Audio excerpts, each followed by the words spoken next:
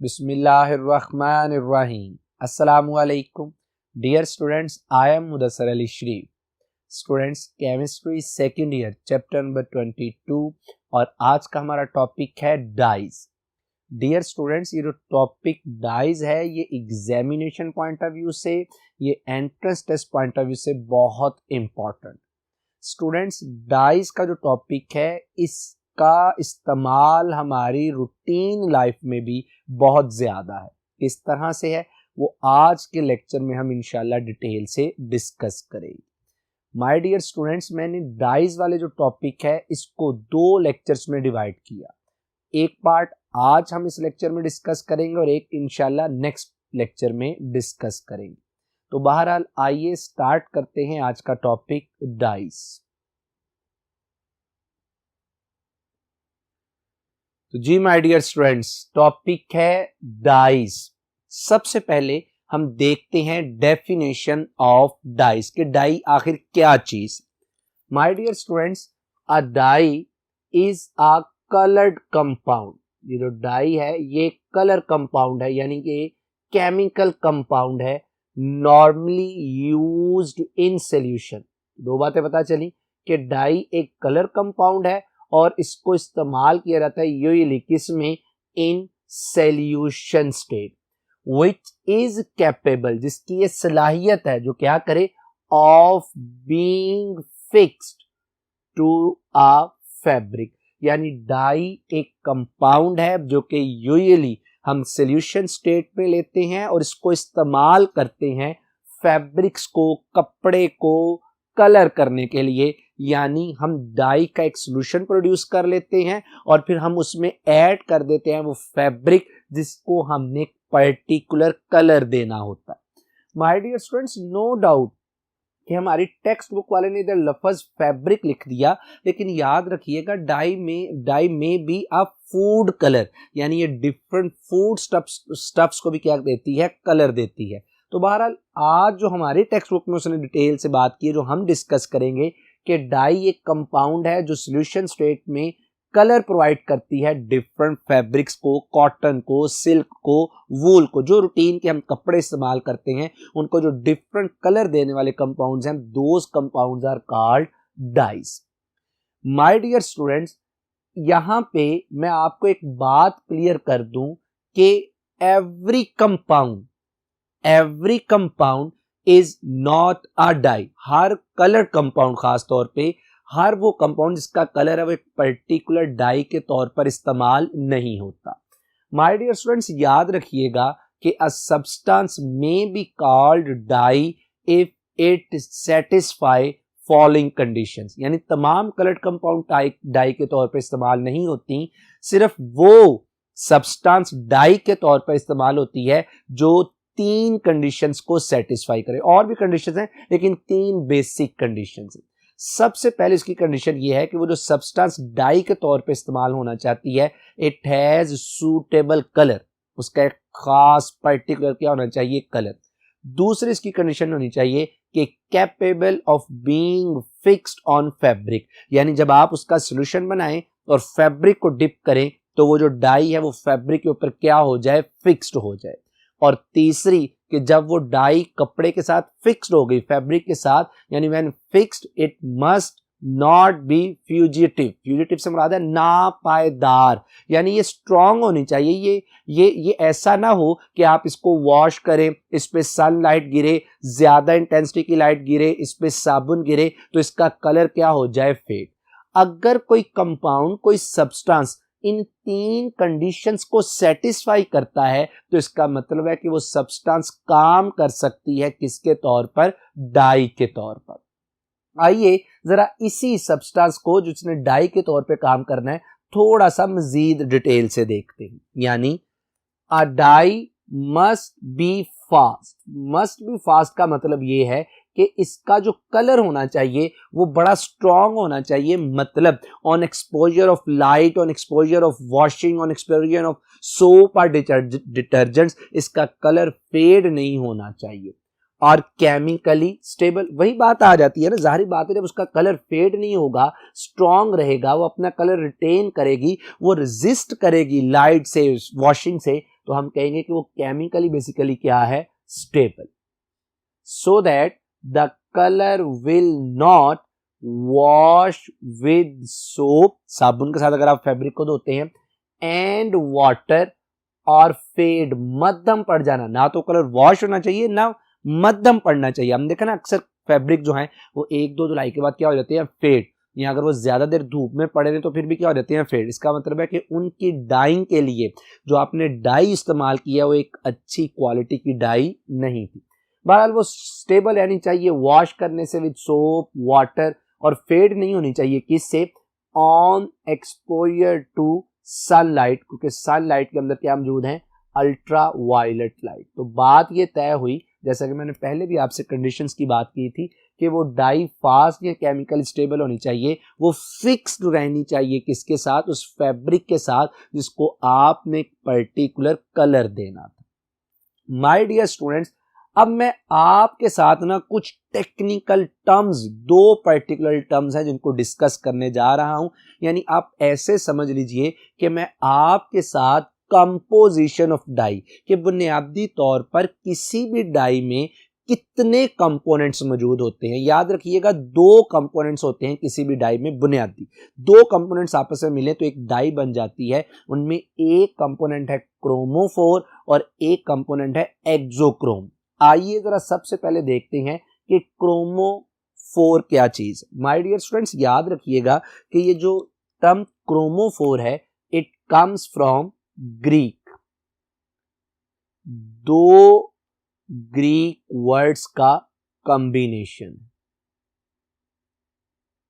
That is a combination of two Greek words. उनमें एक है हमारे पास, the one is chroma, which means color, and the second term is, और जो दूसरी टर्म है क्रोमोफोर के अंदर, वो आपको लफ्जों से पता चलता है, that is फोरीन।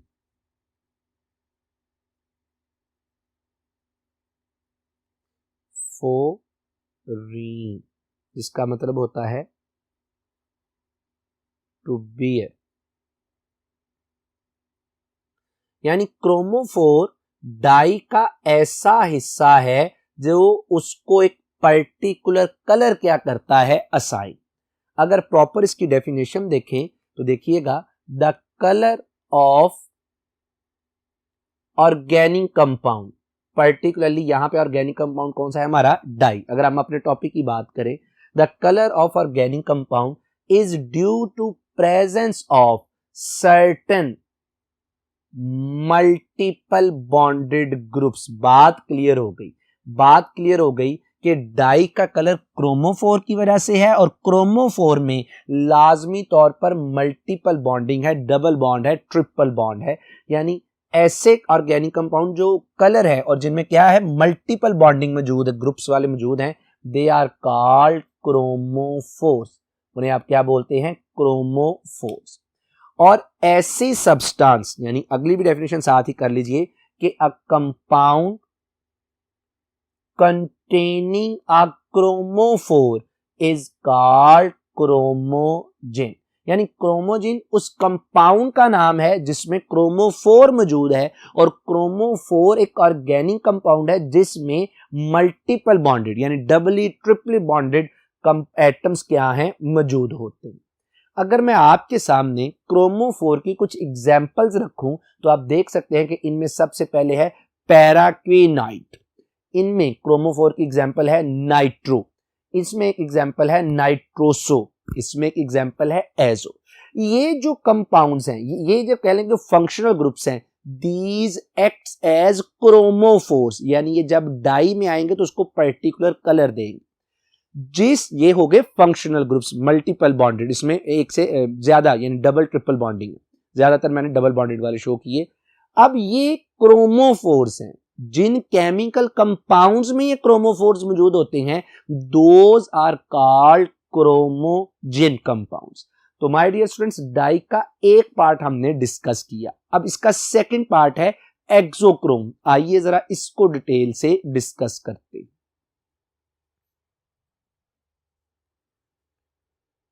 Ji my dear students, अब मैं बात करने लगा हूं second component of dye. Chromophore तो हमने डिस्कस किया। अब इस सेकंड कंपोनेंट का नाम है एक्सोक्रोम्स। मैं आपको एक बात बता दूं कि नो डाउट क्रोमोफोर की हमने बात की जो कि डाई को एक पर्टिकुलर कलर देता है। जरूरी नहीं कि क्रोमोफोर्स की वजह से कलर आ जाए, यानी यहां तो कलर नहीं आ सकता या आता है तो वो बड़ा लाइट होता है। हम क्या करते हैं, उस कलर की इंटेंसिटी को बढ़ाने के लिए उसके साथ एक और कंपोनेंट ऐड कर देते हैं, एक्सोक्रोम्स। सबसे पहले जरा देखते हैं कि ये जो वर्ड एक्सोक्रोम है that again comes from Greek words. दो लफ्जों का कॉम्बिनेशन है। वन इज, ये जो एक्सो लिखा है एक्सोक्रोम में,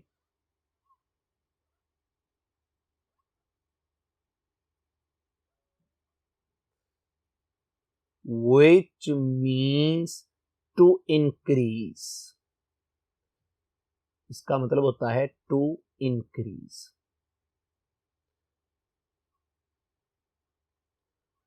और एक इसमें जो दूसरे जो वर्ड से बना है दैट इज, ये मैंने पहले भी जिक्र किया आपके साथ, क्रोमा।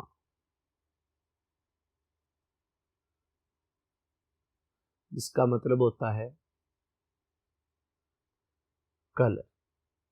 तो डेफिनेशन वाज़िया हो गई, डेफिनेशन वाज़िया हो गई। यानी ये एक ऐसी स्पेशी है, ये एक ऐसी शय है जो कि डाई का कलर क्या कर देती है, इंक्रीज। पता चला क्रोमोफोर कलर का रिस्पॉन्सिबल होगा किसी हद तक, उस कलर की शिद्दत को, इंटेंसिटी को बढ़ा देता है कौन, एक्सोक्रोम्स। अगर इसकी डेफिनेशन की बात की जाए तो देखिएगा, certain groups while not producing color themselves, यानी ये अपने आप अकेले जो हैं ये कलर तो प्रोड्यूस नहीं करते, लेकिन जब when present along with chromophores in organic substance, यानी एक्सोक्रोम अपने अकेले से तो कलर प्रोड्यूस नहीं करते, लेकिन यही एक्सोक्रोम्स जब आप अटैच कर देते हैं किसके साथ, क्रोमोफोर्स के साथ, तो ये क्या करते हैं, इंटेंसिफाई, तेज कर देते हैं, शदीद कर देते हैं किसको, कलर को। सच कलर असिस्टिंग, देखिए कितना खूबसूरत लफ्ज है, कलर असिस्टिंग, यानी जो कलर को क्या करे, मजीद इंटेंसिफाई कर दे, आर कॉल्ड एक्सोक्रोम्स। तो बात पता चली, जैसा कि मैंने आपसे पहले भी कहा कि क्रोमोफोर की वजह से कलर आता है। अब उस कलर को या तो वो बड़ा लाइट होता है, हम उसको मजीद इंटेंसिफाई कर सकते हैं एक्सोक्रोम के जरिए से। एक्सोक्रोम पर्टिकुलरली अकेला अगर हो, यानी क्रोमोफोर के साथ ना मिला हो, तो ये कोई पर्टिकुलर कलर शो नहीं करता। ऐसी सब्सटेंस जो क्रोमोफोर्स को असिस्ट करती हैं और कलर को इनहेंस कर देती हैं, दो substances are called, those groups are called auxochromes. एक और बात याद रखिएगा कि जितने भी एक्सोक्रोम्स हैं, all exochromes must have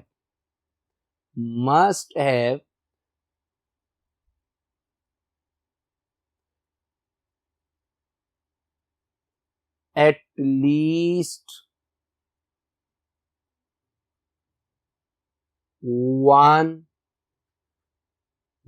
lone pair of electrons। यानी ये जो सब्सटेंस एक्सोक्रोम के तौर पर काम करती है ना, इसके पास कम से कम एक क्या होना चाहिए, lone pair of electron. Chromophore के पास मल्टीपल बॉन्डिंग और एक्सोक्रोम के पास क्या हो जाएगा, एक लॉन पेयर। अगर एग्जांपल्स की बात कीजिएगा तो एक्सोक्रोम्स दो तरह के हो सकते हैं, एसिड के तौर पर एसिडिक भी हो सकते हैं, एंड दीज आर बेसिक। अगर मैं एसिडिक की बात करूं तो जैसे इसमें है OH ग्रुप, OH ग्रुप का आपको पता है दैट इज हाइड्रोक्सल ग्रुप। एक है इसमें SO3H, इसका मैं नाम आपको बता देता हूं, आपको यकीनन शायद पता भी हो कि SO3H is called sulphonic acid group.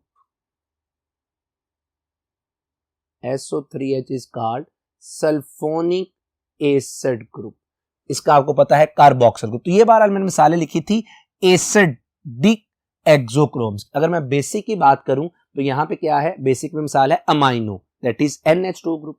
यहां पे ये क्या है, NHR, this is called alkyl amino. ले चले, ये भी मैं लिख देता हूं, alkyl, alkyl stands for R, amino group, alkyl amino group. और अगर मैं इसकी बात करूं तो this is die alkyl amino group.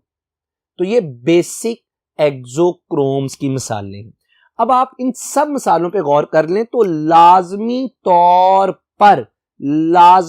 पर इन सब में एक से ज्यादा लेकिन कम से कम एक लोन पेयर क्या होगा, मौजूद। गोया क्रोमोफोर्स और एक्सोफोर्स की डिस्कशन के बाद मैं बात ये कंक्लूड कर सकता हूं कि जो बेसिकली हमारे पास क्या होती है, dye, that dye is equal to, ये दो चीजों का कॉम्बिनेशन हो गई, one is chromophore and other one is auxochrome.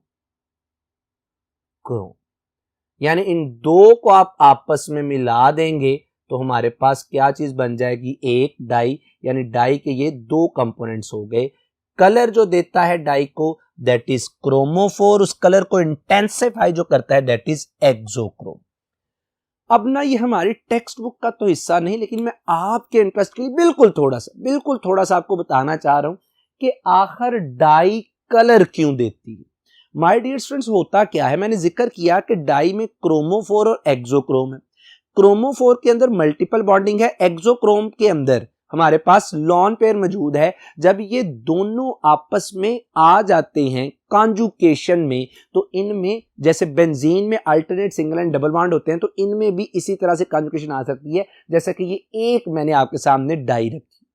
अब होगा क्या कि ये पर्टिकुलर कलर कैसे देते हैं, क्योंकि इन कॉन्जुगेशन में मौजूद जो पाई बॉन्ड है, आपको पता है कि पाई बॉन्ड लूजली बाउंडेड होता है, इस पे न्यूक्लियस का कदरे कम होता है, इसमें मौजूद इलेक्ट्रॉन्स इजीली क्या हो जाते हैं, एक्साइट। यानी पाई बॉन्डिंग में मौजूद इलेक्ट्रॉन्स को आप विजिबल लाइट जब गिराते हैं तो उस लाइट को क्या कर लेते हैं, एब्जॉर्ब, और वो लोअर से एनर्जी लेवल से निकल के हायर में चले जाते हैं।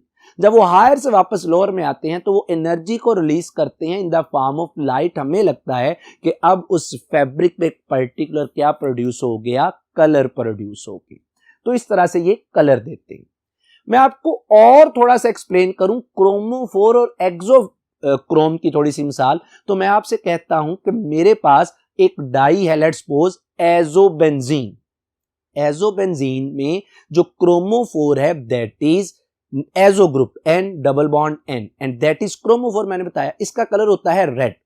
लेकिन अगर इसी एजोबेंजीन के साथ मैं एक्सोक्रोम लगा दूं, लेट्स सपोज OH ग्रुप, तो बन जाएगा पैरा हाइड्रोक्सी एजोबेंजीन। तो इसका मतलब ये होगा कि अब इसका कलर क्या हो गया, ब्रिलियंट रेड। गौर करें, एजोबेंजीन का था रेड, जैसे ही एक्सोक्रोम लगाया तो क्या हो गया, ब्रिलियंट रेड। यानी उसने उसके कलर को क्या कर दिया, इंटेंसिफाई। एक और मिसाल ले लीजिए, नाइट्रोबेंजीन का जो कलर होता है दैट इज पेल येलो। लेकिन अगर मैं इसके साथ लगा देता हूं OH ग्रुप जो एक्सोक्रोम के तौर पर काम कर रहा है, तो अब इसका कलर हो जाता है डीप येलो, तो बन जाएगा पैरा नाइट्रोफिनोल। यानी इन दोनों मिसालों में, पहली एग्जांपल में OH, इवन दूसरी मिसाल में भी OH, दोनों को मैंने एक्सोक्रोम ग्रुप क्या रखा, सेम। जैसे ही आए इन्होंने क्रोमोफोर के कलर को क्या कर दिया, थोड़ा और इंटेंसिफाई कर दिया, शदीद कर दिया। तो ये कुछ जनरल इंट्रोडक्शन मैंने आपके सामने रखा था, किसका, डाइज का। अब मैं आपके सामने बात करने लगा हूं क्लासिफिकेशन ऑफ डाइज, और मैंने एक लम्हे में आपको बता दिया कि डाइज को क्लासिफाई करने के बेशुमार तरीके हैं, जैसा कि आप यहां पे देख सकते हैं। लेकिन हम अपने कोर्स में डाई को क्लासिफाई करने के सिर्फ दो मेथड पढ़ेंगे, यानी क्लासिफिकेशन ऑफ डाइज को दो टाइप्स में डिवाइड करेंगे। एक क्लासिफिकेशन ऑफ डाइज हम पढ़ेंगे depending upon the nature of chromophore, और दूसरा depending upon application of dye. आज के लेक्चर में हम क्लासिफिकेशन ऑफ डाइस पढ़ेंगे किसके लिहाज से, bye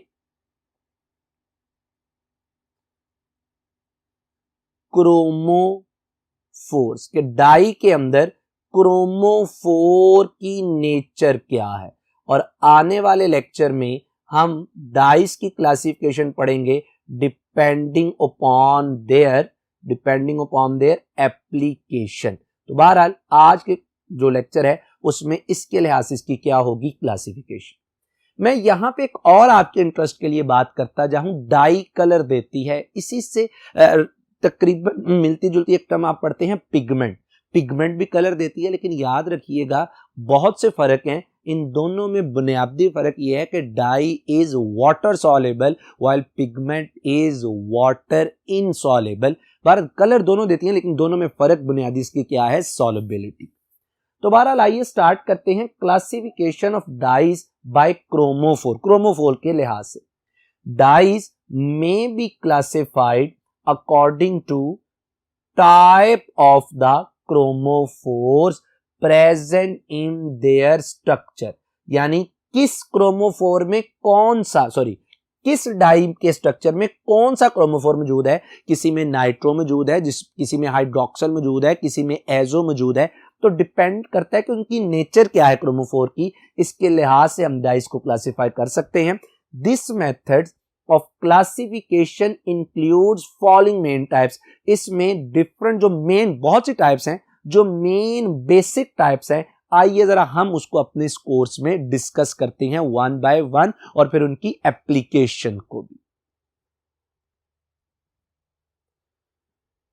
ji students, depending on the nature of chromophore present in the structure of dye, हमने जो आज टाइप्स डिस्कस करनी है वो है 5। इनमें सबसे पहले है नाइट्रो एंड नाइट्रोसो डाइस। कोई टेंशन वाली बात नहीं है, जो डाई का नाम है इसका मतलब है कि वही उसमें क्रोमोफोर मौजूद है। मसलन मैंने लिखा नाइट्रो एंड नाइट्रोसो डाइस, यानी ये ऐसी डाइस हैं जिनमें nitro NO2 and nitroso NO मौजूद हो, किसके तौर पर, एज क्रोमोफोर्स। बात समझ आई कि नहीं आई?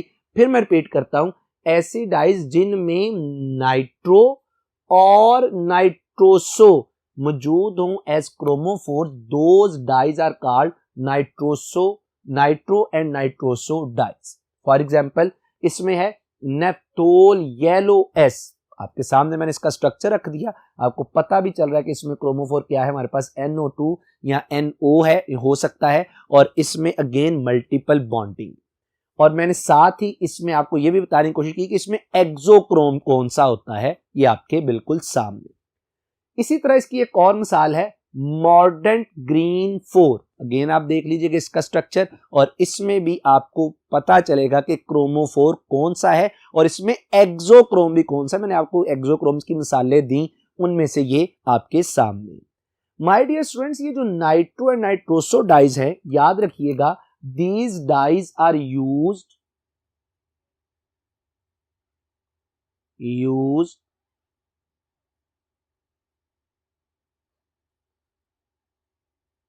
to dye वूल। वूल का जो फैब्रिक है उसको डाई करने के लिए बहुत पुराने वक्त से आप इस नाइट्रोसो या नाइट्रो डाइस का क्या करते हैं, इस्तेमाल। सेकंड है my dear students azo dice.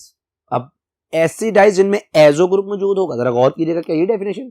The azo dyes contains one or more azo groups. आगे ना वही बात कि जिसमें एजो ग्रुप मौजूद हो। अब एजो ग्रुप क्या है, nitrogen double bond nitrogen as the primary chromophore. इसका मतलब है और भी इसमें हो सकते हैं क्रोमोफोर, लेकिन एक लाजमी तौर पर एजो होगा। अब ये तो क्रोमोफोर है, इसमें एक्सोक्रोम कौन से हो सकते हैं? The common auxochromes are amino, dialkyl amino, hydroxyl और सल्फोनिक एसिड। आप इसके साथ ये बॉन्ड भी, बुक वाले ने तो नहीं लिखा, लेकिन आप ये शो कर सकते हैं कि ये इसके साथ क्या होगा, इस बॉन्ड के जरिए से, वैकेंसी के जरिए से क्रोमोफोर के साथ क्या होगा, अटैच। अगर इसकी मिसाल की बात की जाए एजोडाइस की, तो इसमें है पैरा रेड। आपके सामने इसका स्ट्रक्चर है और स्ट्रक्चर में क्रोमोफोर्स और एक्सोक्रोम्स भी आप देख सकते हैं। इसमें है कॉन्गो रेड।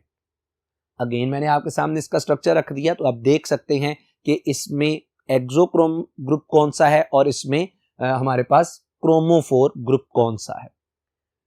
तीसरा है बिस्मार्क ब्राउन। ये भी एग्जांपल है किसकी, एजोडाइज की। सबसे पहले आप इसका स्ट्रक्चर देख लीजिए, बेहतरीन बहुत बड़ा स्ट्रक्चर है, लेकिन इसमें क्रोमोफोर ग्रुप आपके सामने, नाइट्रोजन डबल बॉन्ड और नाइट्रोजन। अगेन उसको इंटेंसिफाई कलर को करने के लिए आपने एक्सोक्रोम भी इस्तेमाल किया जो आपके सामने। माय डियर स्टूडेंट, ये जो बिस्मार्क है ना, इट हैज, ये बिस्मार्क की बात करने लगा हूं, दिस बिस्मार्क हैज,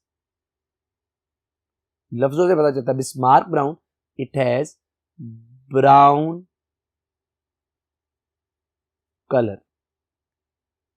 और इस डाई का हमारी रूटीन लाइफ में बहुत इस्तेमाल है। ये जो बिस्मार्क ब्राउन है, इट इज यूज्ड, ये इस्तेमाल होती है कहां पर, it is used in boot polishes. ये जो आप ब्राउन शूज पहनते हैं, ब्राउन पॉलिश इस्तेमाल करते हैं, उसके बनाने में भी इसका क्या होता है, इस्तेमाल।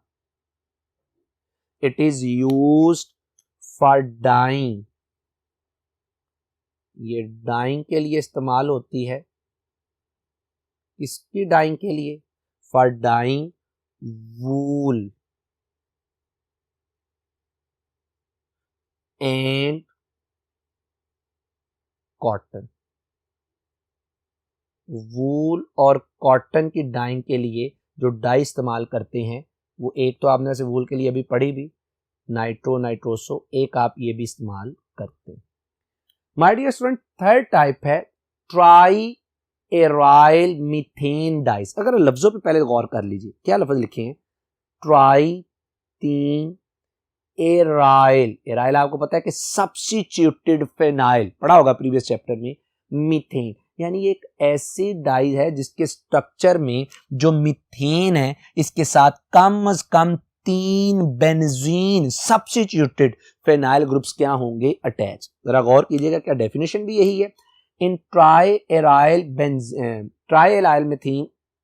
Methane dyes, a central carbon is bonded to 3 aromatic rings. Aryl aromatic compounds के लिए है, या मैंने एक और डेफिनेशन की सब्स्टिट्यूटेड फेनाइल के लिए, one of which is quinoid form. और ये क्विनाइड फॉर्म यहां पे किसके तौर पे है, the chromophore. My dear students, मैं आपको डायरेक्ट इसकी एक मिसाल देता हूं, बेशुमार आपने फर्स्ट ईयर में पढ़ी होगी, फेनोफ्थालीन, जिसे आप इंडिकेटर के तौर पे इस्तेमाल करते हैं। That is the type of triaryl methane dye. आप इसमें देख सकते हैं कि जो सेंट्रल कार्बन है ये 3 बेंजीन रिंग के साथ अटैच है, और इनमें एक जो है ये क्विनाइड, आप देख सकते हैं कि जिसमें 2 डबल बॉन्ड है, और जो पैरा पोजीशंस पर 1,4 पोजीशन पर डबल बॉन्डेड अटैच है ऑक्सीजन। तो ये मैंने आपको एक मिसाल दी।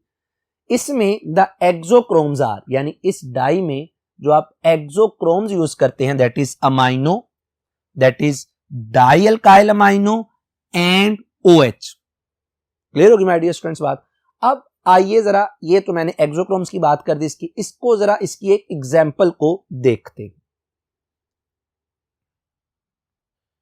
जी माय डियर स्टूडेंट्स, हमने बात करनी थी एग्जांपल किसकी, ट्राई एराइल मीथेन डाइस की। तो इसकी एग्जांपल में है मालाकाइट ग्रीन। माय डियर स्टूडेंट्स, आप देख सकते हैं इस मालाकाइट ग्रीन का स्ट्रक्चर, इसमें मौजूद क्रोमोफोर्स और एक्सोक्रोम्स। अच्छा, रिपीटेडली है एक्सोक्रोम्स ऑलमोस्ट सब डाइस में। हाँ, उनमें जो क्रोमोफोर की नेचर है वो क्या हो रही है, चेंज। माय डियर स्टूडेंट्स, ये जो मालाकाइट ग्रीन है, याद रखिएगा कि this is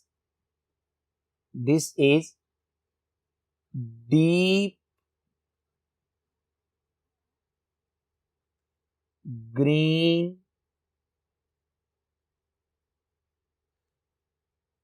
blue colour die.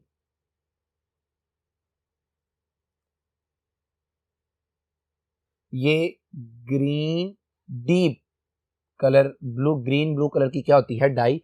And that malachite is used for direct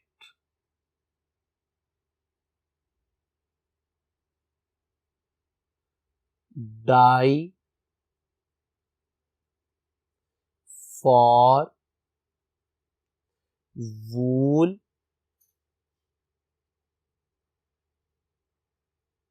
and silk. ये डायरेक्ट डाई है किसके लिए? वूल एंड सिल्क के लिए। तो बहरहाल यहां तक हमारी एक और टाइप खत्म होती है। नेक्स्ट है हमारे पास anthraquinone dyes. My dear students, ये जो एंथ्राक्विनोन डाइज है, लफ्ज ही बताते हैं, the paraquinoid chromophore is present in the anthracene type. Anthracene type इस वजह से कहा क्योंकि इसमें भी कितने रिंग मौजूद होंगे, जैसे एंथ्रासीन में 3 रिंग है तो इसमें भी कितने होंगे? 3। Is present in these anthracene type dyes, जैसा कि आपके सामने। अगर मैं इसकी एग्जांपल की बात करूं माय डियर स्टूडेंट्स, तो इसकी एग्जांपल में हमारे पास है alizarin. Alizarin is a typical anthraquinone dye. आपके सामने है, ये मैंने आपके सामने लिख भी दिया कि इसका ये क्या है, स्ट्रक्चर है, और आप देख सकते हैं अगेन इसमें क्रोमोफोर और एक्सोक्रोम्स वगैरह। अगर मैं इसके यूज की बात करूं तो जो एलिजारिन जो डाई है that is used again to dye wool and cotton. This is used to dye wool and cotton.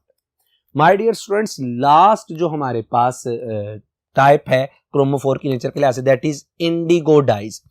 Indigo is an example of the types which carbonyl chromophore, यानी ये ऐसी डाइज की टाइप है जिसमें कार्बोनाइल ग्रुप एज मौजूद होता है, किसके तौर पर? क्रोमोफोर के तौर पर। आप जैसे इसका स्ट्रक्चर भी देख सकते हैं आपके सामने। It is use for dyeing cotton by the wet process. ये वेट का वैसे लफ्जी मतलब होता है बकेट, टोकरियों में डाल के जो डाइंग का काम किया जाता है, उस मकसद के लिए आप इसको क्या करते हैं? इस्तेमाल करते हैं। ये आपके सामने। तो माय डियर स्टूडेंट्स, आज का हमारा ये टॉपिक यहीं पे एक हिस्सा क्लासिफिकेशन का कंप्लीट होता है। उम्मीद है कि आपको ये बातें अच्छे से क्लियर हुई होंगी। इसका ही सेकंड पार्ट इंशाल्लाह हम एक नए लेक्चर में डिस्कस करेंगे। अपना बहुत ख्याल रखिएगा। अस्सलामु अलैकुम।